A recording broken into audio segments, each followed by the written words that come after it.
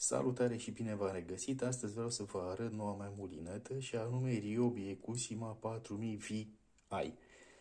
Mergem pe lateralul cutiei și vedem aici următoarele date tehnice și anume raportul de recuperare de 5:1, o putere de 5 kg, greutatea apropie 302 grame și 6 rulmenți. Capacitatea tamburului 0,28 195 de metri, 0,33 140 de metri, 0,37 110 metri.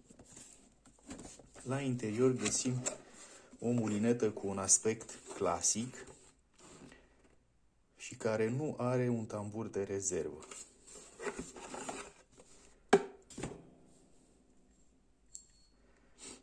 Manivela are o balama, foarte simplu de utilizat, foarte comod. Pe partea opusă un singur capac cu o crestătură pentru șurubelniță, dacă trebuie desfăcută. La atingere, materiale de calitate, bine finisată, cauciucul nu alunecă, cauciucul manivelei nu alunecă, tamburul bine lucrat. Pe cutie scrie că are un nou sistem de oscilație și de rotație. La alte modele mai vechi am văzut că au 4 rulmenți. Aceasta are o îmbunătățire cu 6 rulmenți.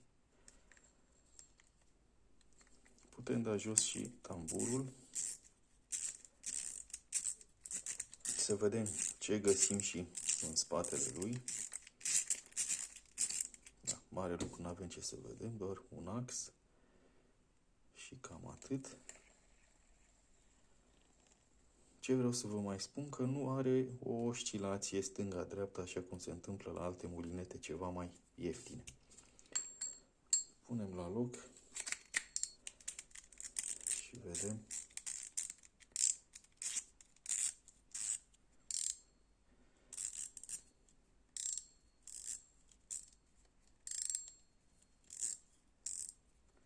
Are o frână destul de rapidă din momentul în care începe să acționeze.